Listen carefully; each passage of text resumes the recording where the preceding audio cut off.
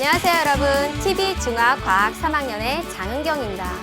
우리는 지난 시간에 질량 보존의 법칙에 대해서 살펴봤었죠. 오늘은요. 일정 성분비 법칙이라는 새로운 법칙이 등장한데 그 법칙의 특징과 그리고 앙금이 생성될 때 그리고 금속이 연소될 때 그 반응하는 물질들 사이의 질량비를 따져보려고 합니다. 여러분들 교재 58쪽을 펴시고요. 준비되셨으면 시작합시다.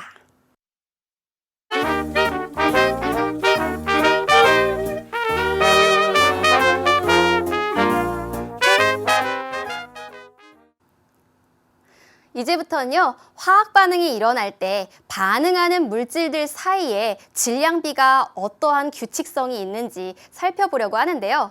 프랑스의 프루스트라는 과학자도 이것에 관심이 많았습니다. 그래서 프루스트가 알아낸 것이 무엇이냐 하면요. 어떠한 화합물을 구성하는 성분 원소들 사이에는 일정한 질량비가 성립한다는 것을 알아냈습니다. 이것을 일정 성분비 법칙이라고 하는데요. 굉장히 말이 어렵죠?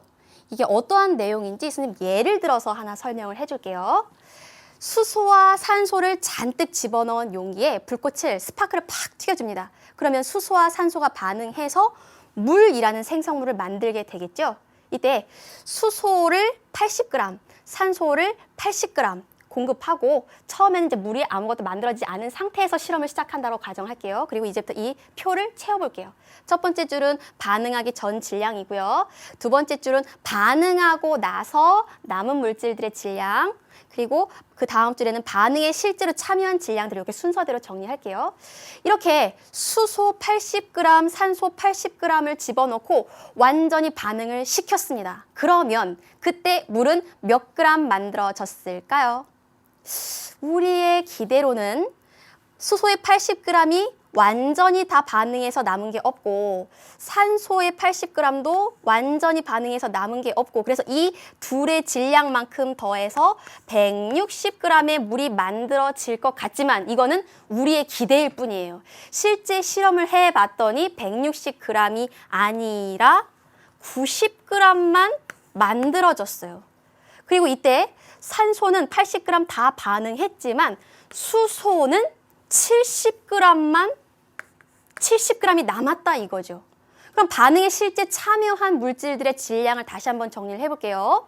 수소는 80 집어넣었는데 70이 남았어요. 그럼 물을 만드는 데 쓰인 수소의 양은 10이죠. 다음 산소 80 넣어주었는데 반응 후에 남은 산소가 하나도 없네요. 그러면 산소는 80 다 반응에 참여한 겁니다. 그래서 처음에는 물이 없었는데 물이 90g 만들어졌으니 물이 만들어진 양은 90. 이때 수소와 산소의 전체 질량은 반응물의 전체 질량이죠. 이것은 생성된 물의 전체 질량과 같다. 이것까지는 우리가 지난 시간에 배운 질량 보존의 법칙으로 설명할 수가 있죠. 근데 여기서 그칠 것이 아니라요. 이 실험을 이제 수소와 산소의 질량을 서로 이제 바꿔봤어요. 40, 40으로도 실험을 해보고요. 40, 80으로도 실험을 해보고요. 수소와 산소의 질량을 계속 바꿔서 실험을 했더니 신기한 규칙이 있었어요. 그게 뭐였느냐 하면요. 수소와 산소를 넣어주는 대로 이것들이 다 반응하는 것이 아니라 자기가 필요한 만큼만 반응한다는 거예요.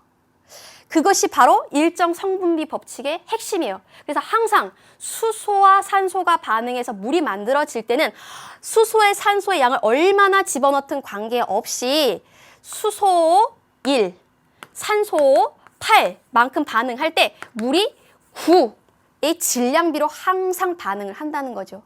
이렇게 반응하는 물질과 생성되는 물질 사이에 일정한 질량비가 성립하는 것을 일정 성분비 법칙이라고 합니다. 다시 말하면요. 수소 1g에 산소 8g이 반응할 때만 물이 만들어진다는 거예요. 그러면 왜 이러한 일정 성분비 법칙이 성립을 할까요? 물을 한번 생각해 볼게요. 물이라고 하는 것은 산소 하나에 수소 2개가 붙어 있을 때 우리는 이 분자를 물이라고 합니다. 만약에 여기에요. 산소가 하나 더 추가가 되면 어떻게 될까요? 여기에 산소가 하나 더 추가가 되어서 산소 2개에 수소 2개가 달라붙으면요. 이것은 더 이상 물이 아닙니다. 이것은 물보다 산소가 하나 더 과하다 해서 과산화수소라고 불러요. 물과는 전혀 다른 성질을 가지고 있죠. 물은 우리가 마실 수 있지만 과산화수소는 마셨다가는 큰일 나죠. 이건 소독약입니다.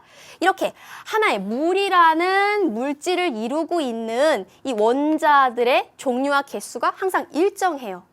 그래서 물은 산소 하나에 수소 2개 붙었을 때에만 물이라고 하죠. 이렇게 원자, 한 분자를 이루고 있는 원자들의 개수의 비가 일정합니다. 그렇기 때문에 한 분자를 이루고 있는 수소들도 질량이 있겠죠. 산소들도 질량이 있을 겁니다. 이때 수소들과 산소의 질량 비율이 일정한 겁니다. 이래서 일정 성분비 법칙이 성립합니다. 그럼 그 다음 사진 한번 볼까요? 그럼 물만 이렇게 일정 성분비 법칙이 성립하느냐? 그렇다면 법칙이란 단어를 붙이지 않았겠죠. 여기 여러 가지 화합물들이 있습니다. 2종류 이상의 원소가 결합해서 만들어진 물질을 우리가 화합물이라고 하죠. 이 중에 이산화탄소 볼까요? 이산화탄소는 탄소와 산소가 결합을 해서 만들어지는 물질인데 이때 탄소 대 산소의 질량 비율이 3대 8이라고 일정하고요. 우리가 잘 알고 있는 냄새 지독한 암모니아. 암모니아는요, 질소와 수소로 이루어져 있는데요. 이때 질소와 수소의 질량비가 14대 3으로 일정합니다. 이렇게 화합물을 이룰 때는요, 그 화합물을 이루고 있는 원소들 아무리 많이 넣어준다 하더라도 자기가 필요한 양만큼만 반응합니다. 그런 규칙이 있죠. 근데 이 표를 자세히 한번 뜯어서 살펴볼게요. 이산화탄소와 일산화탄소, 그리고 암모니아와 히드라진, 이 둘을 묶어서 한번 살펴봅시다. 이산화탄소, 일산화탄소를 보면 둘 다 탄소와 산소라는 같은 종류의 원소들로 이루어져 있습니다. 그럼 이 둘은 같은 물질일까요? 다른 물질일까요? 이름이 다르니까 다른 물질 같죠. 네, 좀 센스 있네요. 그러면 이산화탄소의 그 구조를 볼게요. 이산화탄소는 왜 이름을 이산화탄소라 붙였느냐? 탄소 하나당 산소가 2개 붙어 있어서 이산화탄소라 이름 붙였어요. 말 그대로 이산화탄소인 거죠. 그럼 일산화탄소는 탄소 하나당 산소가 1개 붙어 있죠. 이렇게 이산화탄소와 일산화탄소는 같은 종류의 원소로 이루어져 있지만 그 한 분자를 이루고 있는 원자들의 개수가 서로 달라요. 그렇기 때문에 각 탄소와 산소들도 질량을 가지고 있잖아요. 그렇죠? 이때 탄소와 산소의 질량 비율도 그래서 달라지게 됩니다. 그래서 같은 물질인지 다른 물질인지 알아볼 때는요. 한 분자를 이루고 있는 원소의 종류와 개수를 먼저 살펴보고요. 이게 다르면 다른 물질입니다. 또는 질량비를 봐도 돼요. 질량비가 다르면 다른 물질입니다. 그 다음 암모니아와 히드라진을 한번 볼까요? 암모니아와 히드라진은 둘 다 질소와 수소라는 원소들로 이루어져 있다고 해요. 그런데 암모니아는요, 질소 하나에 수소 3개가 붙어 있고요. 히드라진이라는 물질은 질소 2개에 수소 4개 붙어 있습니다. 서로 같은 종류의 원소로 이루어져 있음에도 불구하고 그 분자들을 이루고 있는 원자들의 개수비가 서로 다르죠. 따라서 각각의 질소와 수소도 질량이 자기 고유의 질량이 있을 텐데 그 질량을 곱해서 계산을 하면 질소 대 수소의 질량 비율이 이렇게 달라지죠. 따라서 암모니아와 히드라진 그리고 이산화탄소와 일산화탄소는 서로 질량 비가 다르기 때문에 각각이 다 다른 물질이라고 할 수 있습니다. 그럼 다음 슬라이드 한번 살펴볼까요? 그럼 이제부터는 분자 모형을 가지고서 각각의 물질이 어떠한 물질인지 한번 살펴볼게요. 지금 여기에 있는 모형들을 보니까 굉장히 비슷해 보이는데 빨간색은 우리가 산소 원자라고 하겠습니다. 그리고 흰색의 공을 수소 원자라고 할게요. 그럼 이 모형은 산소 하나에 수소 2개가 붙어 있는 이러한 모형이네요. 그럼 두 번째 것은 이번에도 산소 하나에 수소 2개, 산소 하나에 수소 2개가 붙어 있는데 지금 이것의 2배만큼 있네요. 다음 이것을 보면요. 산소 2개에 수소 2개가 붙어 있습니다. 그럼 이제부터 각 칸을 한번 채워서 생각을 해 볼게요. 분자 수를 한번 비교해 봅시다. 이때 우리가 분자라고 하는 것은 물질의 성질을 갖는 가장 작은 입자이지요. 그래서 분자가 같으면 성질도 같다고 우리가 이전 시간에 배웠죠. 그럼 분자의 개수를 셀 때는 무엇을 기준으로 하느냐? 독립적으로 움직일 수 있느냐 없느냐에 따라서 분자이냐 아니냐를 결정합니다. 그래서 이 그림에서요. 독립적으로 움직일 수 있는 물질들은 다 분자라고 생각하시면 돼요. 그럼 이 가를 볼까요? 이 가에서는 독립적으로 움직일 수 있는 입자 몇 개인가요? 하나밖에 없죠. 지금 이 산소와 수소는 단단하게 결합되어 있습니다. 억지로 떼려면 전기를 가해주는 전기 분해를 했을 때만 쪼개질 수 있어요. 따라서 독립적으로 움직일 수 있는 분자라는 입자는 한 개 있습니다. 그러면 같은 이치로 한다면 나에 들어있는, 나에 그려져 있는 이 분자는 총 몇 개일까요? 지금 여기 하나, 그리고 여기 하나 이렇게 독립적으로 움직일 수 있는 분자 2개가 있습니다. 다음 다를 볼까요? 다는 이 자체가 하나의 화합물이네요. 따라서 분자의 개수 하나입니다. 그럼 이제부터는 한 분자당 구성하고 있는 원자들 개수를 한번 세어볼까요? 분자 하나만 봅니다. 가는 때마침 분자의 개수가 하나인데 이 속에 들어있는 수소는 총 2개 있네요. 그리고 이 속에 들어있는 산소의 개수 1개 있습니다. 다음 나를 볼까요? 나 한 분자 안에서 보니까 수소의 개수 2개. 한 분자만 봅니다. 산소의 개수 하나네요. 지금 왼쪽과 오른쪽 둘 다 수소와 산소의 원자 개수의 비가 같습니다. 그렇다는 것은 이 두 물질이 같은 물질일 확률이 높다는 거죠. 다음 다를 볼까요? 이번에는 이 한 분자를 이루고 있는 수소의 개수는 2개, 산소의 개수도 2개라는 걸 알 수 있습니다. 그러면 여기 한 분자를 이루고 있는 수소와 산소, 원자의 개수가 가나는 같은데 다는 다르죠. 따라서 가와 나는 같은 물질일 수 있으나 다는 전혀 다른 물질일 겁니다. 우리는 이미 답을 알고 있죠. 산소 하나에 수소 2개 붙어 있는 물질을 뭐라고 하죠? 물이라고 하지요. 그래서 가도 물이고요. 나도 물입니다. 근데 가와 나의 차이점은요. 여긴 분자 하나 있는 거고 여긴 분자 2개 그려진 것밖에 없어요. 그럼 우리 다는 뭘까요? 산소 2개, 수소 2개 붙어 있는 이 물질은 물보다 산소가 과하다 해서 이름을 과산화수소라고 붙였었죠. 소독약으로 쓰이는 물질이요. 그러면 그 다음 질량비를 한번 볼게요. 수소와 옆에다 쓸까요? 수소 1개 그리고 산소 1개의 질량을 보면요. 수소 1개의 질량이 1일 때 산소 1개의 질량이 16 정도 된다고 해요.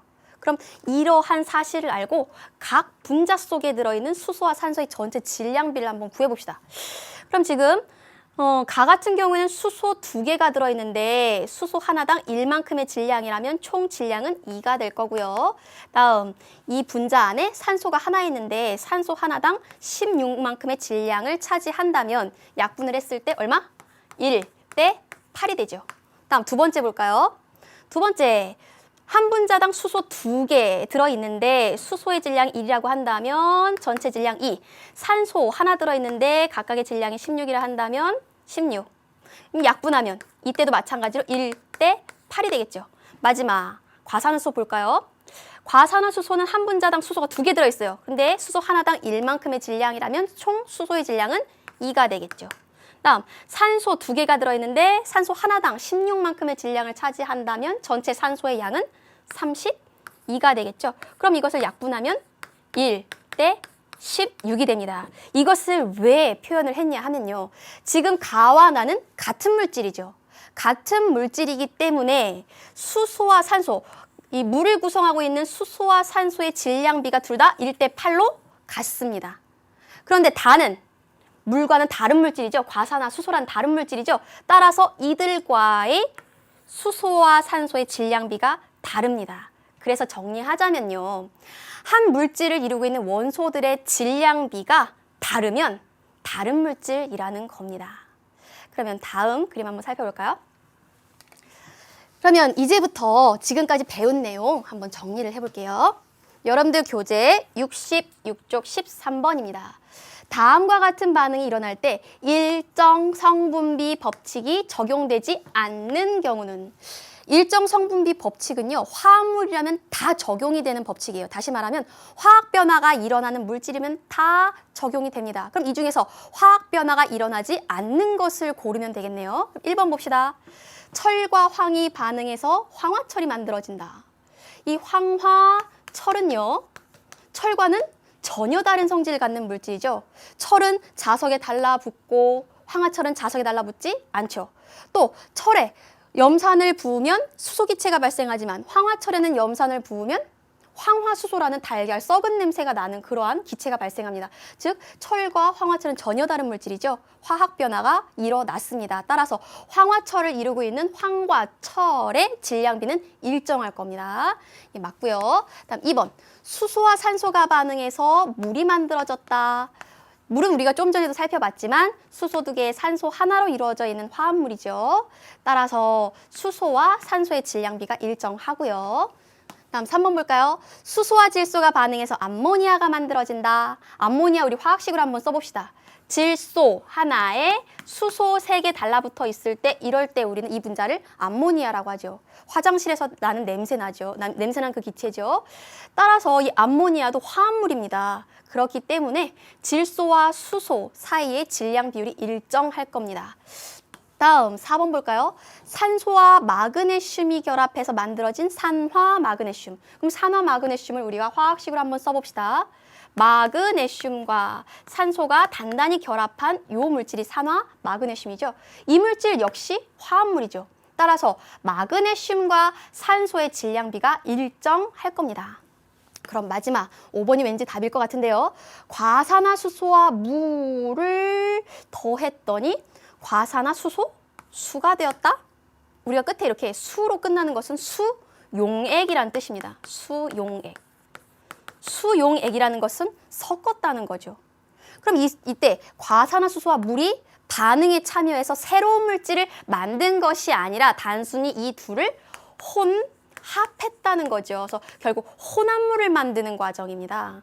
혼합물을 만드는 과정에서는 과산화수소의 특성도, 물의 특성도 변하지 않죠. 단지 섞여 있을 뿐이죠. 따라서 5번만 물리 변화에 해당합니다. 그래서 이것만 일정 성분비 법칙이 성립하지 않습니다. 따라서 정답은 5번이 됩니다. 그럼 다음 문제 살펴볼까요? 과산화수소와 물은 모두 수소와 산소로 이루어진 물질이다. 이에 대한 설명으로 옳은 것은? 그럼 과산화수소와 물의 분자식 먼저 써놓고 시작합시다. 과산화수소는 수소 2개, 산소 2개 결합되어 있고요. 물은 수소 2개, 산소 하나 결합되어 있죠. 둘 다 수소와 산소로 이루어진 물질이네요. 1번, 서로 비슷한 성질을 가지고 있다. 비슷한 성질을 가지고 있다는 건 둘이 같은 물질이란 뜻인가요? 그렇죠? 근데 이 둘은 서로 한 분자를 이루고 있는 원자의 종류는 같지만 개수가 다릅니다. 따라서 둘 다 다른 분자입니다. 다른 분자라는 것은 성질이 다르다는 거죠. 따라서 1번 틀립니다. 다음 2번. 물은 수소 대 산소의 질량비가 2대 1이다. 그럼 요거 한번 생각을 해볼게요. 수소와 산소가 반응을 해서 물이 만들어지는데 이때 수소 대 산소의 질량비가 우리 좀 전에 얼마라고 배웠죠? 1대 8이라고 배웠죠? 그럼 그때 만들어진 물의 질량은 9죠. 이렇게 수소와 산소가 1대 8로 결합해서 만들어지는 물질이 물이라고 우리가 좀 전에 일정 성분비 법칙 내용하면서 배웠습니다. 따라서 질량비가 2대 1이 아니죠. 1대 8이죠. 이것은 원자의 개수 비율이죠. 다음 3번. 물은 수소와 산소의 원자가 1대 1의 개수비로 결합한다. 아니죠. 지금 수소 2개에 산소 하나 결합되어 있을 때만 물입니다. 따라서 3번 틀리고요. 4번. 물과 과산화수소를 이루는 수소와 산소의 질량비는 다르다. 지금 여기를 보면요. 물은 수소 2개에 산소 하나 결합되어 있습니다. 이때 질량비가 1대 8이래요. 그럼 과산화수소 생각해 볼게요. 수소 2개인 건 똑같습니다. 대신 산소가 여긴 2개. 2개이죠. 하나 더 달라붙어 있죠. 그럼 이때 과산화수소를 이루고 있는 질량비는 얼마인가요?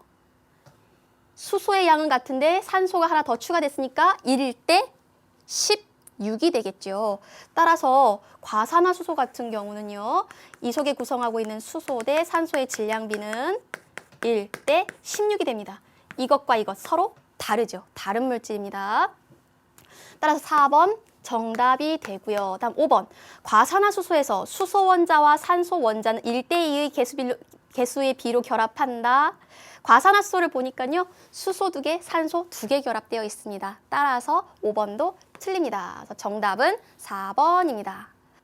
다음 문제는요. 여러분들 교재 66쪽 12번입니다. 일정량의 염산에 여기 일정량의 밑줄 쳐놓으세요.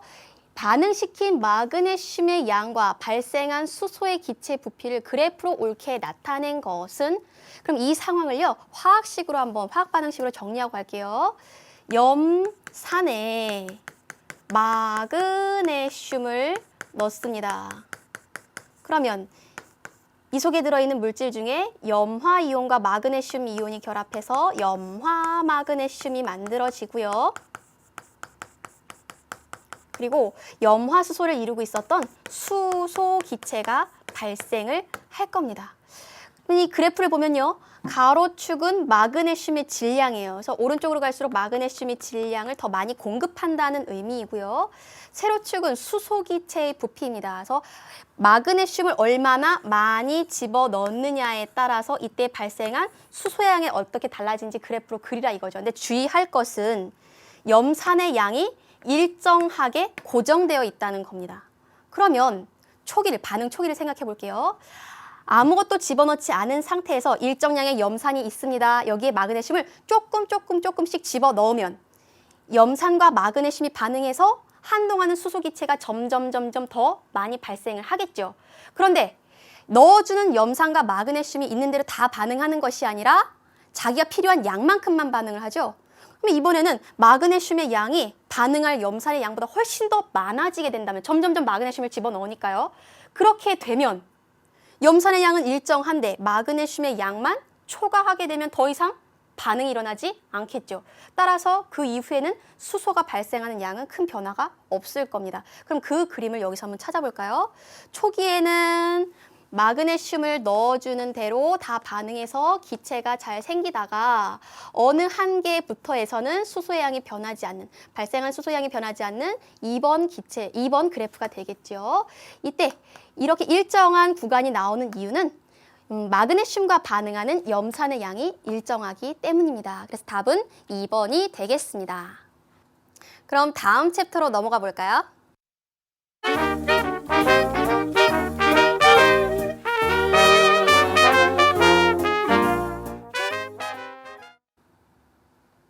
이번에는 앙금 생성 반응에서의 질량비를 살펴보도록 하겠습니다. 지금 그림이 나와 있는데요. 질산, 납, 수용액에 아이오딘화 칼륨 수용액을 집어넣으면요. 이때 이 질산, 납의 이 결합이 끊어지고 그리고 아이오딘화 칼륨의 이 결합이 끊어져서 이 속에 들어있는 납과 아이오딘이 결합하여 아이오딘화 납이라는 노란색 앙금을 만들고요. 그리고 남은 물질들, 질산이온과 그리고 칼륨 이온은 수용액 상태에 남아있게 됩니다. 이것을 화학 반응식으로 정리를 하면요. 질산납은 우리가 PbNO3,2라고 표현을 하는데요. 그 이유는 납이 플러스 2가 이온이죠. 그리고 질산이온은 마이너스 1가 이온인데 우리가 화합물로 쓸 때는 중성을 만들기 위해서 질산 2개 표현합니다.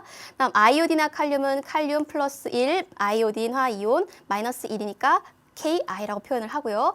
이렇게 하면 이 사이의 결합이 끊어져서 납과 아이오딘화 이온이 결합해서 아이오딘화 납이라는 앙금을 만들고요. 나머지 물질들은 수용액 상태에서 이온으로 남아있게 됩니다.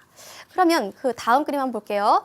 우리가 이제부터는요. 아이오딘화 칼륨과 질산납의 양을 서로 다르게 해서요. 어떠한 반응이 일어나는지를 살펴보겠습니다. 지금 A에서부터 E까지 총 6개의 시험관을 준비하고요. 이 6개의 시험관은요. 5%의 아이오딘화 칼륨 수용액을 다 똑같이 6ml씩 집어넣어 주고요. 그리고 A에서부터 F까지 그럼 무엇을 다르게 하느냐? 농도는 같은데 이제 질산납이라는 수용액을 A에는 하나도 집어넣지 않아요. 다음 B에는 2ml, C에는 4ml, D에는 6ml. 8mm, 10mm 이런 식으로 아이오딘과 칼륨 용액의 양은 같지만 질산납 수용액의 양을 서로 다르게 해서 이때 만들어지는 앙금의 양의 높이를 잽니다. 그랬더니 A시험관부터 볼게요. A시험관은 아이오딘과 칼륨 수용액은 들어있지만 질산납 수용액은 들어있지 않죠. 따라서 반응이 일어나지 않았을 겁니다. 그래서 앙금의 양은 없고요. 그래프에서도 이 0에서부터 출발하죠. B를 볼까요? 아이오딘과 칼륨 수용액 6mm, 질산납 2mm 집어넣었더니 앙금이 이만큼 만들어졌네요. 그래서 여기다가 점을 찍고요. 다음 B 또 점을 찍고요. 다음 C도 점을 찍고요. 다음 D도 점을 찍었습니다. 그런데 이 뒤에를 볼까요? D까지는 앙금의 양이 점점 많아졌어요. 근데 E와 F를 봅시다. 이번에는 질산납 수용액을 8mm, 10mm씩 더 넣었음에도 불구하고 앙금의 높이가 변하지 않았어요. 다시 말하면 더 이상 앙금이 생성되지 않았다는 겁니다. 그럼 왜 이러한 일이 발생을 했을까요? 우리가 지금까지 계속 얘기하는 일정 성분비 법칙과 관련지어서 한번 생각을 해볼까요? 일정 성분비 법칙이라고 하는 것은 어떠한 한 화합물을 만들 때 넣어주는 그 성분 원소를 넣어주는 만큼 다 반응하는 것이 아니라 자기가 필요한 양만큼만 반응한다는 거죠. 그럼 다시 이 상황으로 돌아갈게요. 지금 질산납을 아무리 많이 넣어주어도 이 질산납과 반응할 아이오딘과 칼륨 양이 변하지 않기 때문에 이 아이오딘과 칼륨 양이 이제 부족해진 거죠. 그래서 더 이상 앙금의 양이 늘어나지 않은 겁니다. 아무리 질산납을 더 많이 넣어주더라도 이 뒤에는 앙금의 높이가 변하지 않겠죠. 그래서 이 뒤에는 그래프가 이렇게 일정한 모양이 될 겁니다. 그러면요, 만약에 이 E와 F 요 두 시험관의 앙금의 양을 늘리려면 어떻게 해야 될까요? 각각의 지금 부족한 아이오딘과 칼륨 용액을 집어 넣으면 되겠죠. 얼만큼 집어 넣으면 될까요? 이 그래프에서요, 가장 앙금의 높이가 많이 만들어진 지점을 봅시다. D네요, D. D 시험관이죠. D 시험관을 보면요. 5% 아이오딘과 칼륨 수용액 6mm, 5% 질산납 수용액 6mm 넣었을 때 앙금의 높이가 제일 높았습니다. 즉, 아이오딘과 칼륨과 질산납 수용액이 1대1로 반응을 했을 때 앙금이 제일 많이 만들어지는 거죠. 그럼 여기서도 앙금의 양을 늘리기 위해서는 각각 여기선 2mm, 아이오딘과 칼륨 수용액 이쪽은 4ml를 집어넣으면 앙금이 최대한 만들어질 수 있을 겁니다. 그럼 이 상황을요, 모형으로 다시 한번 살펴보겠습니다.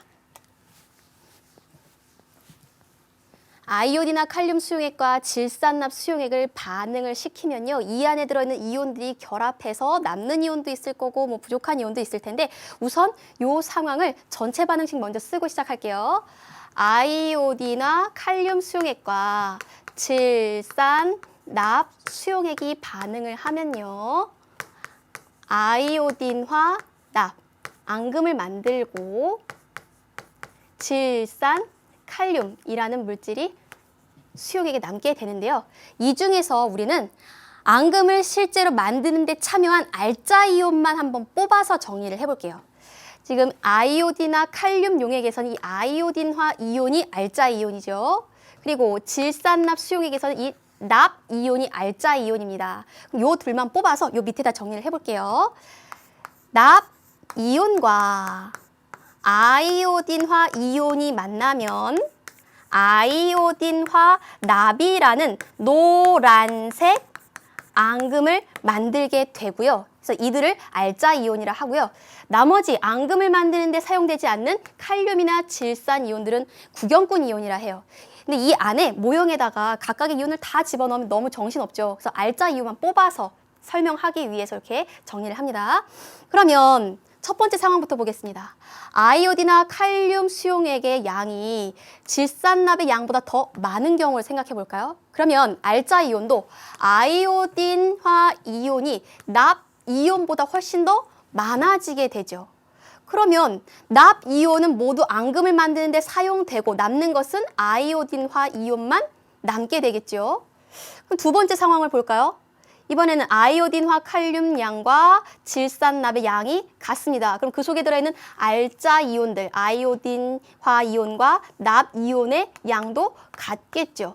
따라서 이 상황을 모형으로 보면요. 알자 이온은 더 이상 남아있지 않고 다 앙금을 만드는 데 사용됐습니다. 그러니까 이때 앙금이 최대한 만들어지게 되는 것이죠.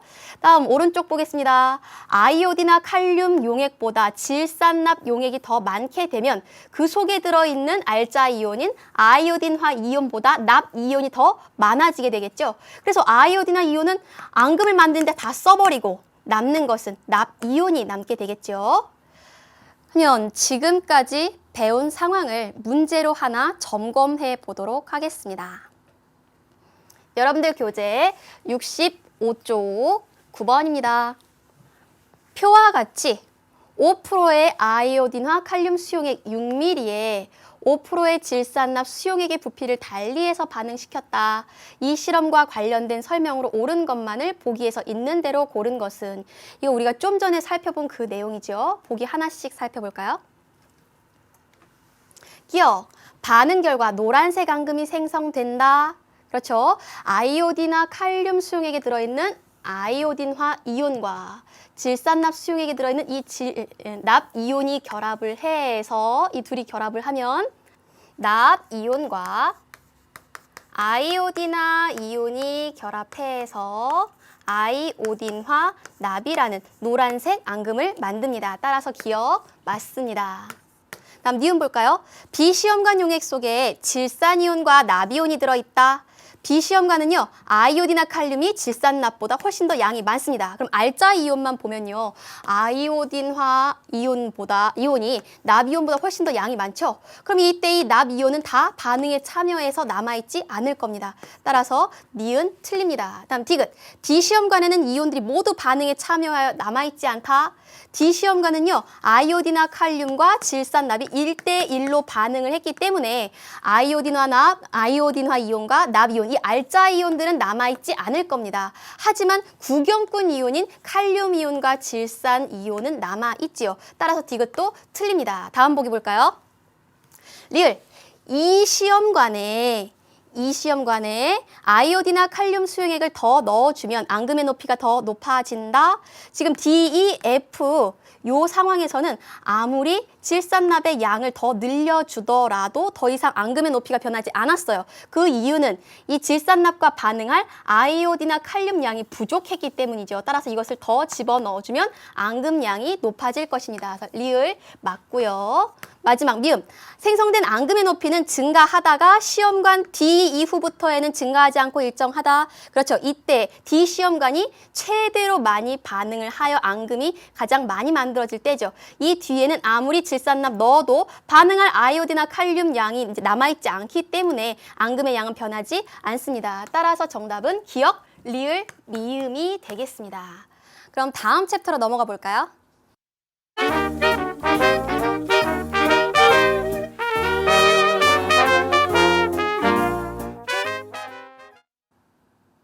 그럼 마지막으로 금속의 연소 반응에서 질량비를 한번 살펴보도록 하겠습니다.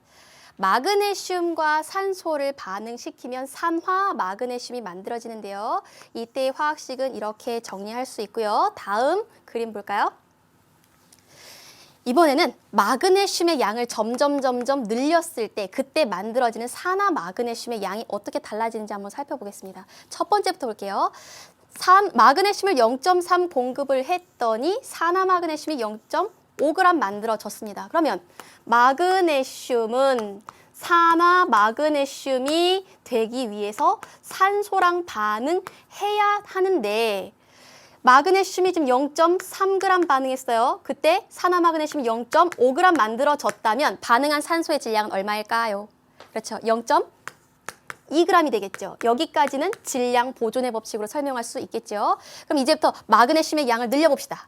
0.3, 0.6, 0.9 이렇게 2배, 3배, 4배, 5배, 6배 이렇게 늘어날수록 그때 이 마그네슘과 반응한 산소의 양도요. 2배, 3배, 4배, 5배 규칙적으로 변하죠. 따라서 그래프에 점을 찍으면요. 마그네슘의 양이 늘어나면 늘어날수록 반응하는 산소의 양도 늘어나는데 규칙적으로 규칙적으로 늘어나니까 이러한 관계를 우리가 비례라고 할 수 있죠. 따라서 그래프의 직선 모양으로 만들어집니다.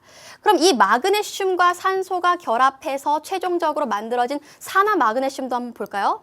마그네슘의 양이 2배, 3배, 4배 늘어날수록 만들어진 산화 마그네슘의 질량도 2배, 3배, 4배, 5배 규칙적으로 증가하죠.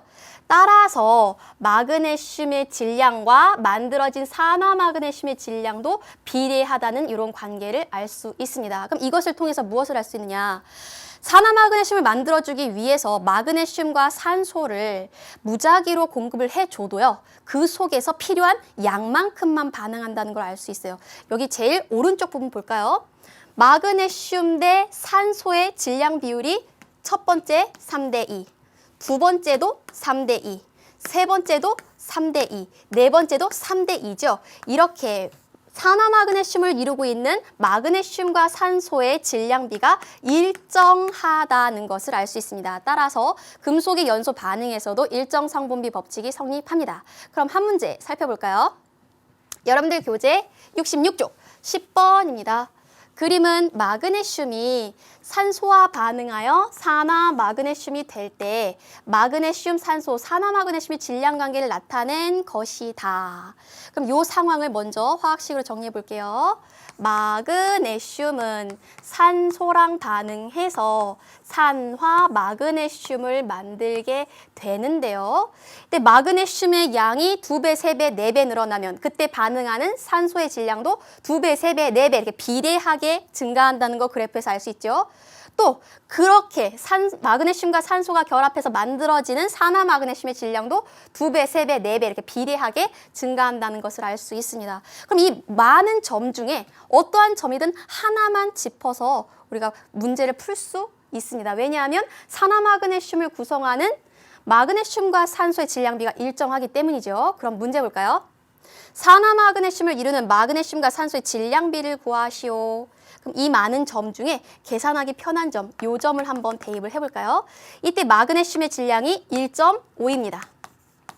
이때 산소의 질량을 보니까 1.0이네요. 그럼 이때 만들어진 산화 마그네슘의 질량은 2.5. 이 둘을 더한 값과 같겠죠. 그럼 이들의 질량비는 약분해 볼까요? 1.5 대 1.0 대 2.5는 각각 3 대 2 대 5의 질량비가 되겠죠. 따라서 마그네슘과 산소의 질량비는 요 기만 따면 되겠네요. 3 대 2가 되겠습니다. 다음 문제 살펴볼까요? 산화 마그네슘 20g을 얻기 위해서 필요한 마그네슘은 몇 g인지 구하자. 그럼 여기 보면 우리가 질량비를 이미 다 구했습니다. 마그네슘, 산소, 산화 마그네슘의 질량이 3대 2대 5이죠. 그럼 이 비례식에 그대로 한번 넣어 볼게요. 산화 마그네슘을 20g 만들기 위해서는 마그네슘 몇 g 넣어야 하는가? 비례식이죠. 5가 20이 되기 위해서는 4배를 곱하면 되죠. 따라서 3은 여기에 4배를 곱해서 12. 즉 마그네슘 12g이 반응을 해야 산화 마그네슘 20g을 만들 수 있습니다. 그렇다면 산소는 몇 g 필요할까요? 2의 4배인 8g이 되겠죠. 마지막으로 마그네슘과 산소를 더했을 때 산화 마그네슘이 질량이 되는지 다시 한번 확인을 하면 되겠습니다. 오늘은 일정 성분비 법칙에 대해서 살펴봤는데요. 다음 시간에는 기체 반응의 법칙에 대해서 공부해 보도록 하겠습니다. 여러분들 고생 많으셨고요. 다음 시간에 봅시다. 안녕!